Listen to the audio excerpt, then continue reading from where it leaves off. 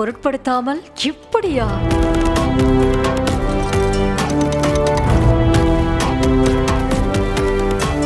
ஆயிரத்து 330 மாணவர்கள் ஒன்றா இணைஞ்சு வேற லெவல் பண்ணிட்டாங்க.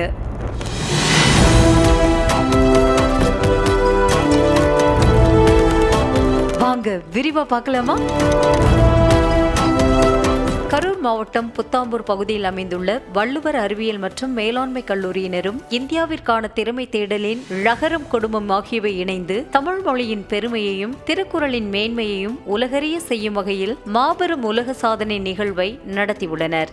இதில் ஓலைகளில் ஊசிகளை கொண்டு எழுதுதல் மற்றும் 1330 மாணவ மாணவியர் ஒன்றிணைந்து திருவள்ளுவரே நேரில் தோன்றுவது போன்ற ஒரு பிரம்மாண்ட காட்சியை உருவாக்கியுள்ளனர். இது மட்டுமல்லாமல் ஓலைகளில் ஊசிகளை கொண்டு எழுதுதலில் 1330 ஓலைகளில் 1330 ஊசிகளை கொண்டு ஒரே நேரத்தில் 1330 திருக்குறளையும் எழுதி அசத்தியுள்ளனர். மேலும் ஓலைகளில் ஊசிகளை கொண்டு எழுதுதலை மிகச் சரியாக 1330 வினாடிகளில் எழுதி சாதனையை படைத்திருக்கிறார்கள்.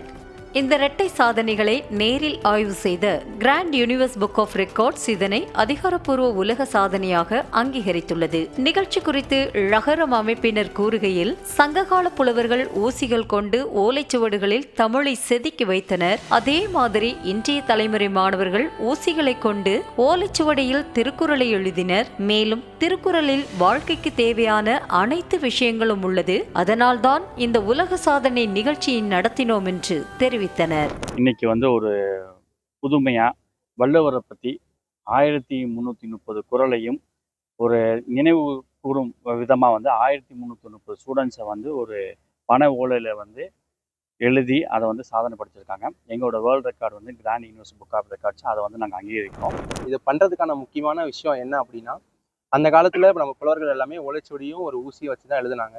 இப்போ இருக்க மாணவர்கள் அந்த மாதிரி எழுதுறப்போ அப்போ அவங்க அவ்வளோ கஷ்டப்பட்டாலுமே நம்ம அந்த சுவடிகள்லாம் நம்ம கற்றுக்கிட்ட அறிவை அடுத்த ஜென்ரேஷனுக்கு கொண்டு போய் சேர்க்கணுன்ற ஒரு நோக்கத்துல தான் அவங்க அவ்வளோ கஷ்டப்பட்டு எழுதியிருப்பாங்க.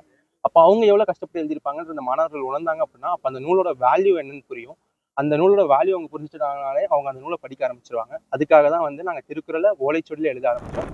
இப்பொழுது எங்கள் வள்ளுவர் கல்லூரி நிர்வாகம் அதாவது சொசைட்டிக்கு ஏதாவது செஞ்சுக்கிட்டே இருக்கணுங்கிறதுல இன்னொரு வேர்ல்டு ரெக்கார்டையும் பண்ண வேண்டும் என்ற எண்ணத்தில் இன்று வேர்ல்டு ரைட்டிங் டே.